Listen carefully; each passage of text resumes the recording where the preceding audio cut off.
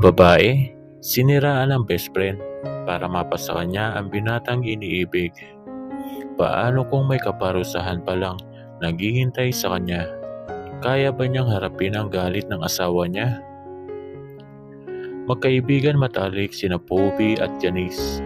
Bukod roon, ay parang tunay na magkapatid ang kanilang turingan. Ang problema ng isa ay problema ng dalawa. Pagka-graduate nila ng college, ay kaagad silang naganap ng trabaho at pinalat naman silang matanggap sa isang hotel bilang parehong manager. Tuwang-tuwa ang magkaibigan dahil hindi sila magkakaiwalay dahil nasa iisang hotel lamang sila. Napansin ni Poby na maraming mga staff ang nagpapakyut kay Janice. Hindi naman lingid sa kaalaman niyang mas maganda ito sa kanya at mas lapitin ito ng mga kalalakihan. Bagay na kinainggitan niya sa kaibigan. Ngunit sinasarili na lamang niya yon dahil mas priority niya ang trabaho para matulungan ang mga magulang sa pang-araw-araw na gastusin. Bukod roon sa pagpapaaral sa dalawa niyang kapatid. Ngunit nagbago ang lahat nang makilala niya ang may-ari ng hotel na si Hayes Andre Montefalco. Guwapo ngunit saksakan ito ng istrikto sa mga empleyado. Unang araw pa lamang nilang nakikilala ang boss nila ay napansin kaagad ni Poby ang kakaibang tinginan ng dalawa, bagay na hindi niya nagustuhan. Dahil sa tanang buhay niya, ay ngayon pa lamang siya humanga sa isang lalaki. Magsabi ka nga ng totoo sa akin, Janice. May gusto ka ba kay Sir Hayes? Diretsahan niya tanong sa kaibigan. Ha? Bakit mo naman niya naitanong sa akin? Wala lang. Napansin ko kasi ang kakaiba niyong tinginan kanina.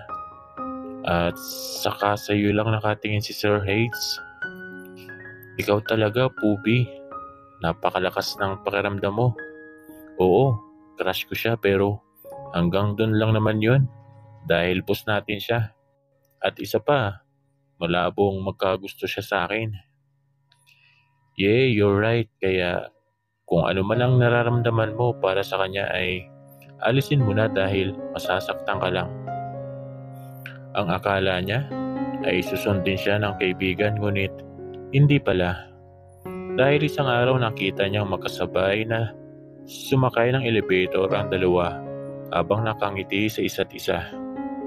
Nakaramdam ng inis si Poby para sa kanyang kaibigan. Hindi siya papayag na tuluyan maagaw sa kanya ni Janice si Hayes dahil para lamang ito sa kanya. Makalipas ang isang buwan ay masayang ibinalita sa kanya ni Janice na boyfriend na nito si Hayes. Labi siyang nasaktan sa nalaman. Ngunit sa halip na magmukmuk siya, ay umisip siya ng paraan kung paano mapaghihiwalay ang dalawa. At mukhang umaayon sa kanya ang pagkakataon. Dahil muling nag-cross ang landas nila Eric, ang dating boyfriend ni Janice na talagang iniyakan ito. Mahal mo pa si Janice? Tanong niya sa binata. Oo naman, at gagawin ko ang lahat para bumalik siya sa akin. Kung ganun, tutulungan kita dahil kayong dalawa ang bagay ni Janice. Napangiti siya sa paglalaro sa isipan niya. Dahil kapag nagkataon ay sigurado siyang mapaghihiwalay niya na sina Janice at Hayes. Isang hapon ay niyaya niyang kumain sa labas si Janice. Sakto namang sahod nila ng araw na yon. Sinadya niyang ilibre ang kaibigan para hindi na ito mag-aalinlangan pang sumama sa kanya. Pagkatapos nilang kumain ay nagpaalam muna siya rito na pupunta lamang ng restroom para magbawas, ngunit sa halip na doon magpunta ay pinuntahan niya sa di kalayuan si Eric. Sige na, puntahan mo na siya, Eric, at gawin mo ang lahat para magkabalikan kayong dalawa. dahil kayo ang nababagay sa isa't isa. Nanggagatong pa niya sa lalaki. Thanks Poby, maasang ka talagang kaibigan. Ngiti lamang ang naitugon niya rito.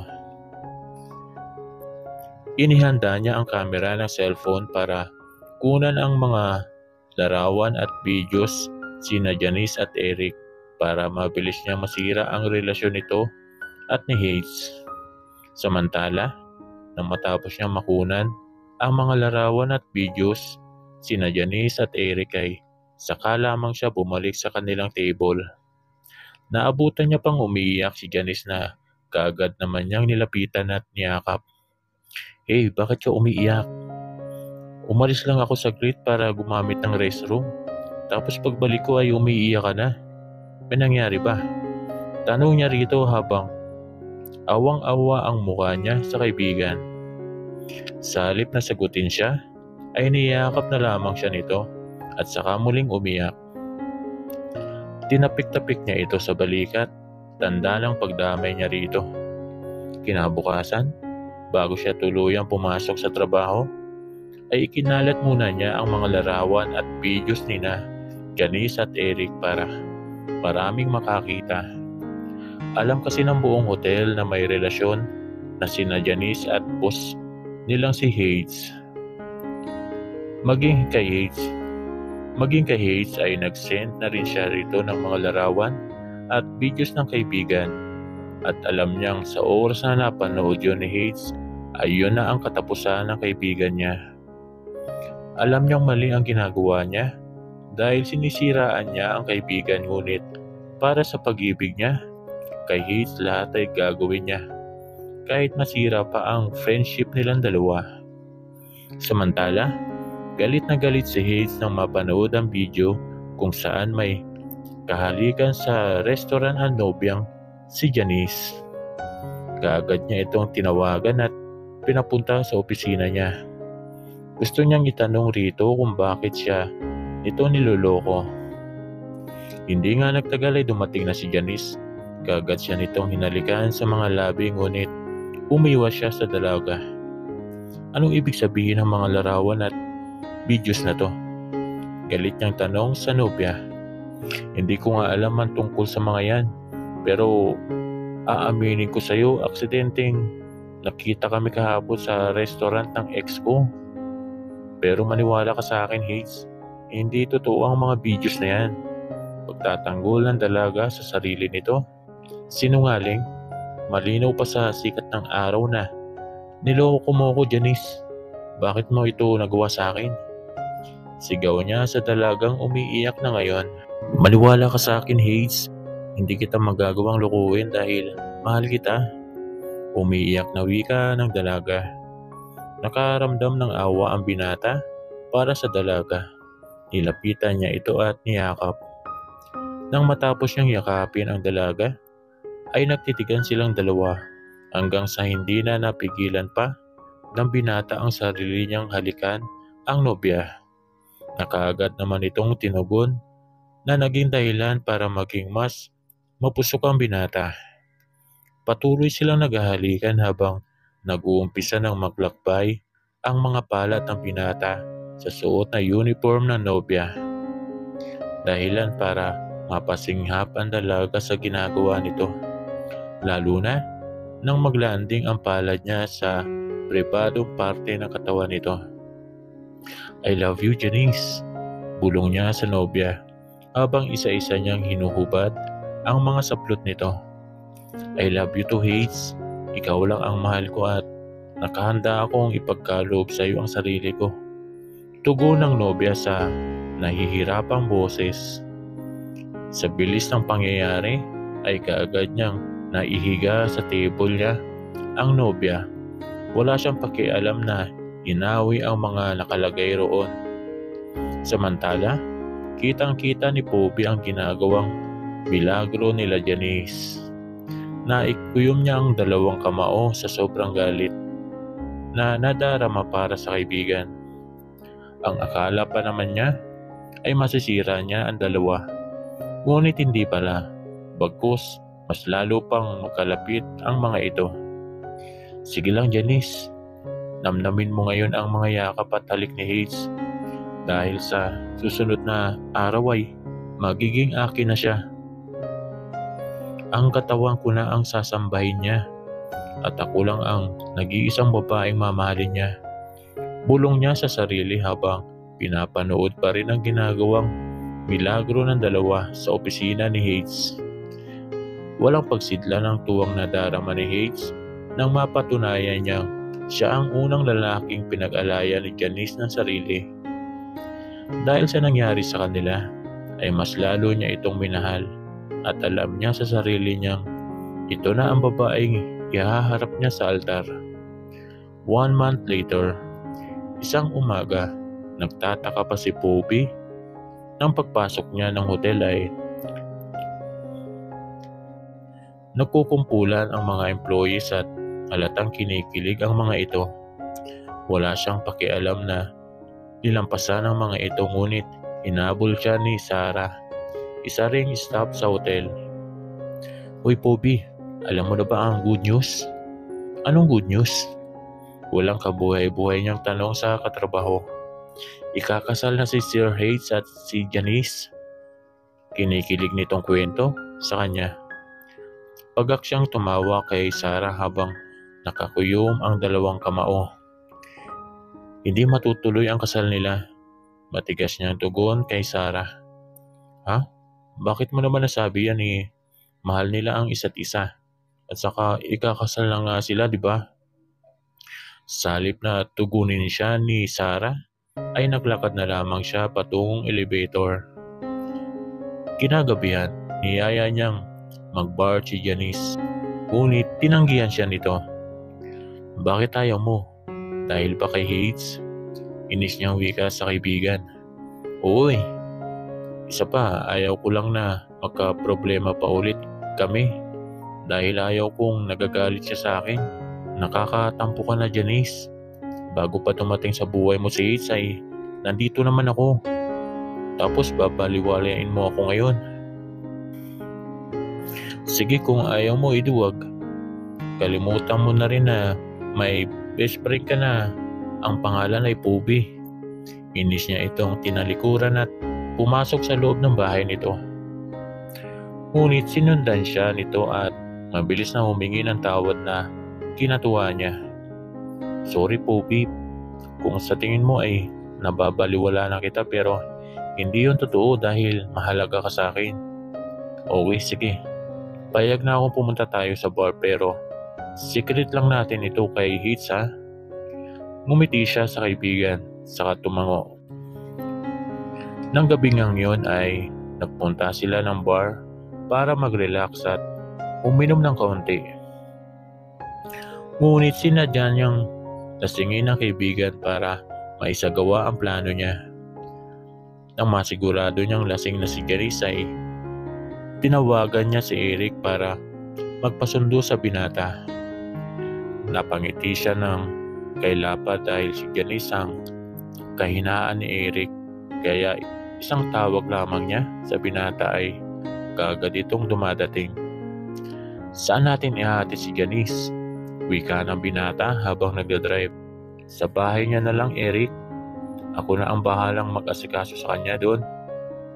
Na makarating nga sila ng bahay ni Janice ay pinaakyat niya na ang kaibigan sa kwarto nito. Iniwan muna niya ang dalawa sa kwarto dahil kumuha siya ng planggana na may laman na maligamgam na tubig at malinis na towel. Nang matapos siyang linisin ng kaibigan, ay inalok niya magkape si Eric na tinanggap naman ito at iniinuman. Ang hindi alam ni Eric ay may nilagay siya roon na pampatulog para maisagawa niya ang plano. Kinabukasan, nagulat pa si Janice nang magising na may katabi siya sa higaan ng lingunin niya ito ay si Eric. Akmang babango na sana siya nang malihis ang kumot na nakatakip sa kanya at lumantad ang hubad niyang katawan. Ganon rin si Eric. Dali-dali siyang bumangon at ginising ang binatang natutulog. Ngunit nanlaki ang mga mata niya na makitang tulog sa lapag si Poby. Ginising ito sa ingay na likha niya. Nanlalaki pa ang mata. Ginising ito sa ingay na likha niya. Nanlalaki pa ang mga mata nito na makita siyang hubot-hubad. Janice, bakit ka nakahubad at ikaw Eric, anong ginawa niyo? Sabay pang napailing ang dalawa habang naiiyak si Janice.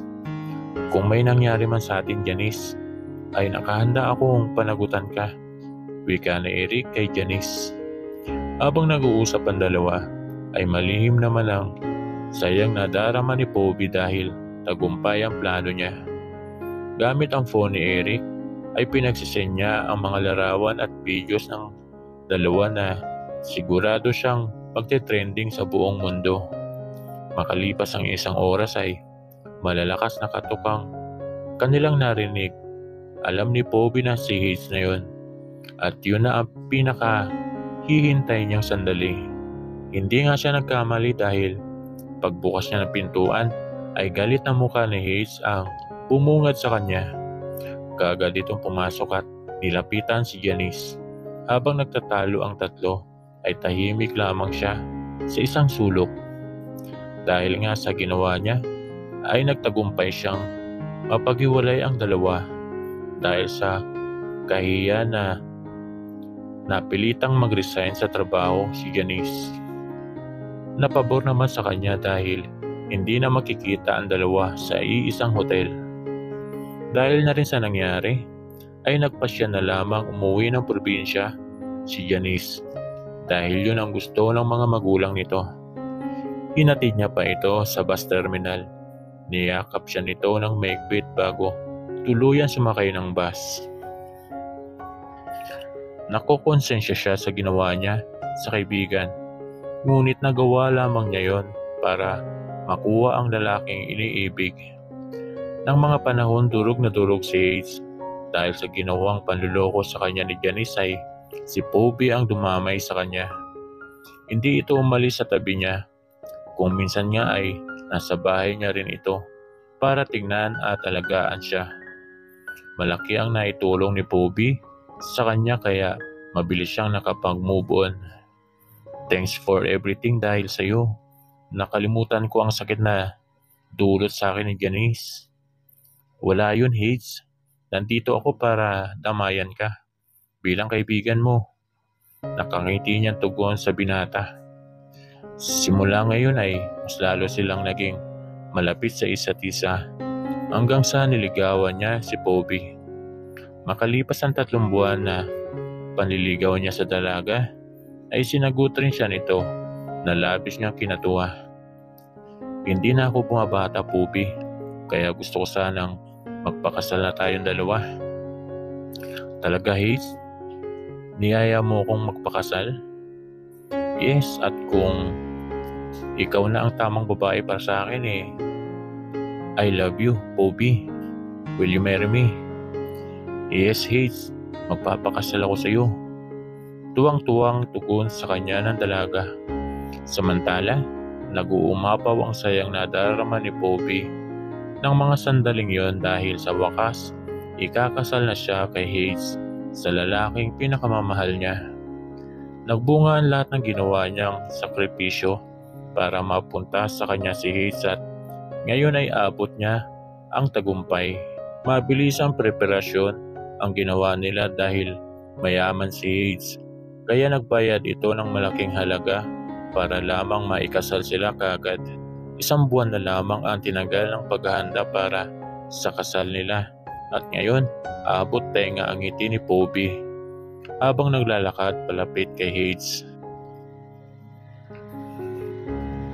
Nakuha man niya sa maling paraan ng pag-ibig ni Hayes, ay sisiguraduhin naman niyang mamahalin at pagsisilbihan niya ito sa abot ng makakaya niya.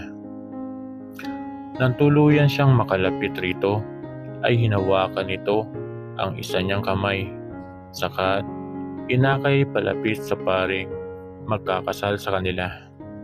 Nang matapos ang kanilang kasal, ay kaagad silang lumipad patungong Hong Kong para sa kanilang honeymoon. Pagkapasok pa lamang nila sa kwarto, ay hinalikan kaagad siya sa mga labi ni Hayes.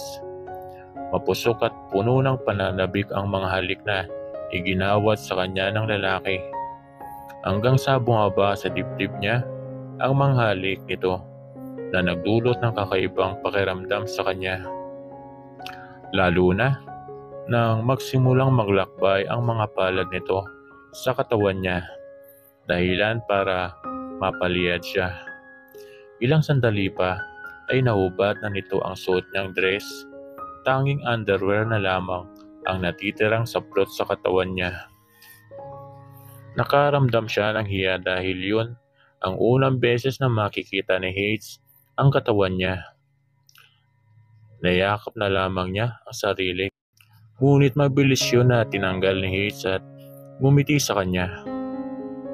Why? Hindi kasi ako sanay na may nakakakita sa katawan ko. Nahihiya niyang pag-aamin sa lalaki. Hindi mo kailangan mahiya sa akin, Poby. Remember, I'm your husband. At saka ako lamang ang makakakita ng maganda mong katawan. Dahil sa akin ka lang. Walang sino man ang pwedeng umagaw o kumuha ng mga bagay na pag-aari ko. Lalo na sa iyo, wife. Mahaba nitong wika na kinakilig naman niya. Tuluyan na ngang hinubad ni Hayes ang natitira niyang saplot sa katawan. Nakita niya pa ang lunok nito nang makita ang kabuuan niya. Nakita niya sa mga mata nito ang paghanga at matinding pagnanasa na maaangkin siya. Nagulat na lamang siya nang buhatin siya nito habang magkahinang pa rin ang mga labi nila. Ilang sandali pa ay naramdaman niya ang malamig na tubig na nanggagaling sa shower. Ngunit hindi niya ito alintana ang lamig na yon dahil mas nangingibabaw ang init na hatid sa kanya ni Hayes. Lalo na nang maglakbay ang dalawa nitong palad sa kanyang katawan na iba yung kaligayahan ang hatid sa kanya. Ilang sandali pa ay pinag-isa na nito ang katawan nila. Napasigaw pa siya sa sobrang sakit dulot ng pag-angkin nito sa kanya. Ngunit ang sakit na yon ay mabilis na napawi ng paliguan siya nito ng mumunting mga halik sa labi. Ang kalaunan ay napalitan ng iba yung kaligayahan, lalo na nang marating nila ang rurok ng kaligayahan na may ngiti sa mga labi. Nang matapos nilang pagsaluan ang init ng kanilang pagmamahalan, ay sabay silang naligo ngunit muling nabuhay ang init ng kanilang mga katawan. Muli siya nitong inangkin at sino siya para tumanggi. Nang matapos silang maligo, ay sabay silang lumabas ng banyo. Ngunit habang nagbibihis siya, ay may init na mga halik na Hayes ang kanyang naramdaman sa may batok niya. Walang kapaguran na inangkin siya nito na pinagbibigyan naman niya dahil honeymoon nila yon at kailangan sulitin. Wala nga silang ibang ginawa sa Hong Kong kundi ang mamasyal at namnamin ang mainit na sandali. Nang bumalik sila ng Maynila, ay sinabi sa kanya ni Hayes na sa bahay na lamang siya dahil ayaw nitong mapagod siya. Tumutol siya dahil may pamilya siyang umaasa sa kanya. Ngunit ayaw talaga ni Hayes, bagkus sinagot na ito ang pagpapaaral sa mga kapatid niya. Binigyan rin ito ng malaking puhunan ang mga magulang niya para makapagpatayo ng maliit na negosyo. Labis-labis na pasasalamat niya kay Hayes dahil sa mga tulong na ginawa niya rito sa pamilya niya. Upang masuklian niya yon, ay ginawa niya ang lahat para maging mabuting asawa kay Hayes. Naging masaya ang pagsasama nila sa makalipas na 2 taon at masasabi niyang mahal na mahal siya ng asawa. Dahil walang araw na hindi nito pinaparamdam sa kanya kung gaano siya nito kamahal. Ngunit isang araw ay magbabago ang lahat dahil muling magbabalik si Janice para singilin siya sa kasalanang ginawa niya rito. Kalalabas lamang niya ng mall nang marinig niyang may tumatawag sa kanya. Paglingon niya ay nakita niya ang kaibigan si Janice. Hinintay niyang makalapit ito sa kanya. Sa gulat niya ay mag-asawang sampal ang natanggap niya mula sa kaibigan. "Bakit mo ko sinampal?" Nagtataka niyang tanong sa kaibigan. "Ang kapal na mukha mong tanungin ako kung bakit kita sinampal. Kulang pa yan, Poby, sa ginawa mo sa akin sa pagsira mo sa relasyon namin ni Hayes." Galit nitong tugon habang dinuduro siya sa mukha. "Anong ibig mong sabihin?" Maang niyang tanong sa kaibigan. "Tama na, Poby. Alam ko na ang totoo na kagagawan mo lahat. Kagagawan mo lahat ang nangyari na masira kami ni Hayes." Namumutla siyang tumingin kay Janice. "Nagulat ka ba, Poby? Ang akala mo siguro ay hindi ko malalaman ang pinagagawa mo. Napakawalang hiya mong kaibigan. Tinuring pa naman kitang totoong kapatid pero ito ang gagawin mo sa akin nang dahil lamang sa isang lalaki. Napakasakit ang ginawa mo sa akin, Poby. Nagawa mo akong siraan para lamang mapunta sa iyo si Hayes. Congratulations, nagtagumpay ka dahil asawa mo na siya ngayon. Pero ito ang tatandaan mo. Kukunin ko siya sa iyo dahil sa akin siya." Banta sa kanya ni Janice. "No, hindi mo maaagaw sa akin si Hayes dahil sa akin na siya. At mahal niya ako." Kanting sigaw niya sa kaibigan. "Iyan ang akala mo, Poby. Baka nakakalimutan mo. Una siya naging akin at una niya akong minahal. Kaya alam kong mababawi ko pa siya sa iyo."